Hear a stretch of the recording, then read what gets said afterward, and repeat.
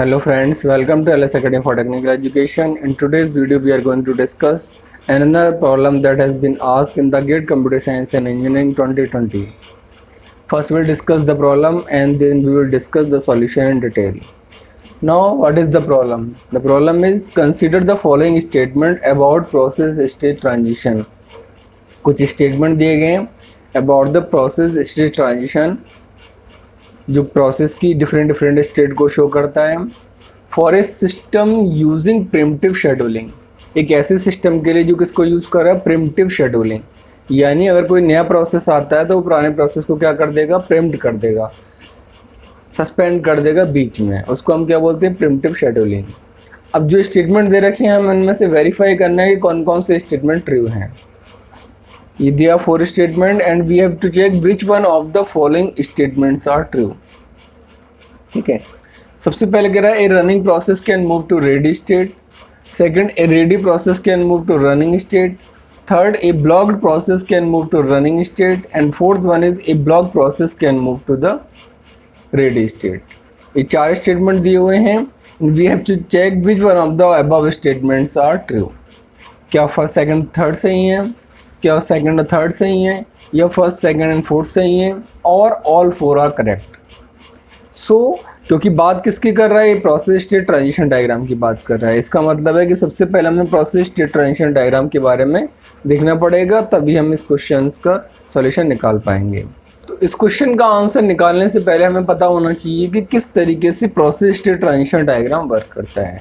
जब भी कोई प्रोसेस क्रिएट होता है आपका, इनिशियली वो किस स्टेट में होता है, न्यू स्टेट में होता है, और न्यू स्टेट के बाद उसका जो अगला ट्रांजिशन होता है that is always in the ready state. यानी जब प्रोसेस क्रिएट हुआ वो न्यू स्टेट में है, और जब हम उसे एग्जीक्यूट कराना चाहते हैं तो एग्जीक्यूट कराने से पहले हम उसे किस स्टेट में ले आना पड़ता है, रेडी स्टेट में। ठीक है, रेडी स्टेट के बाद जब भी सीपीयू फ्री होगा तब हम रेडी स्टेट से उसे सीपीयू एलोकेट करेंगे और वो किस स्टेट में मूव कर जाएगा, रनिंग स्टेट में।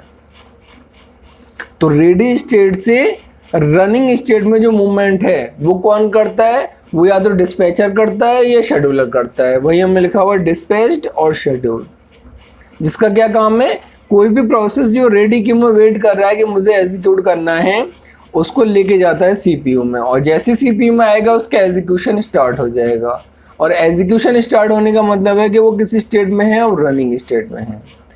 रनिंग स्टेट में क्या होता है, 2 पॉसिबिलिटी हैं। या तो प्रोसेस को किसी इनपुट आउटपुट की जरूरत पड़ सकती है, या ये हो सकता है कि कोई नया प्रोसेस आकर पुराने प्रोसेस को इंटरप्ट कर दे, और या एक और पॉसिबिलिटी है कि कोई उसका जो टाइम क्वांटम है वो पूरा हो जाए, जितनी देर के लिए उसे टाइम एलोकेटेड था एग्जीक्यूट करने के लिए वो टाइम उसका पूरा हो जाए।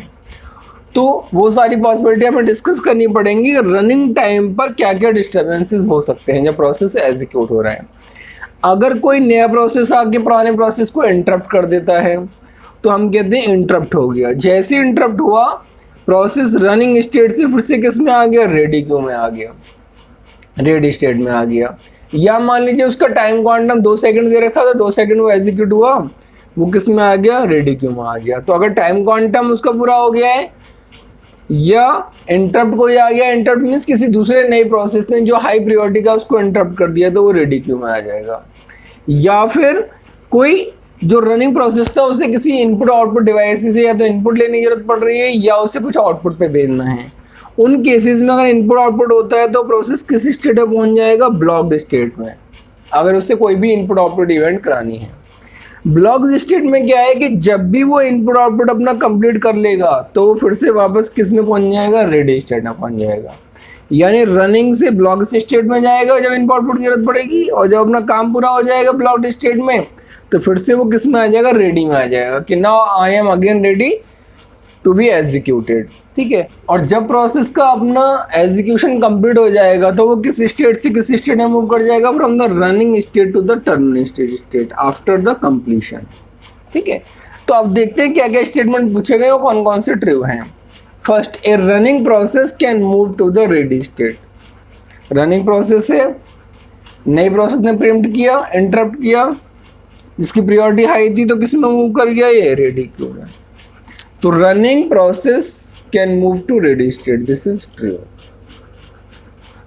रनिंग से इंटरप्ट आया, कोई प्रायोरिटी, किसी हाई प्रायोरिटी प्रोसेस ने इंटरप्ट किया, रेडी में आ गया, रेडी स्टेट में। ना a ready process can move to running state, possible. Ready process है, जब भी सीपी फ्री होगा डिस्पैचर इसको रनिंग स्टेट में पहुंचा देगा। It means second statement is also true. Third statement, a blocked process can move to the running state. Blocked process किस में मूव कर जाए, रनिंग स्टेट में, पॉसिबल ही नहीं है। क्यों? क्योंकि जब भी ब्लॉक्ड प्रोसेस होगा और जैसे ही उसकी इम्पोर्टेंट इवेंट कंप्लीट होंगी वो पहले किस में आएगा, रेडी स्टेट में आएगा। ऐसा नहीं कि डायरेक्टली रनिंग स्टेट में पहुंच जाए। इसका मतलब है कि the third statement is false. Now come to the fourth one, a blocked process can move to the ready state. Block process है, इम्पोर्टेंट इवेंट कंप्लीट हुई, किसने मूव कर गया, रेडी स्टेट में, यानी कि fourth statement is true. So what is the answer, जिसमें first, second और फोर्थ ट्रू हो। फर्स्ट, सेकंड और फोर्थ ट्रू हो, it means the answer is C. So the answer of this question is C. I hope now you understand what is the concept behind this question and how we solve it. क्या concept था और किस तरीके से हमने उसको समझा, solve किया. If you still have any doubt, you can ask in the comment section. Thank you so much.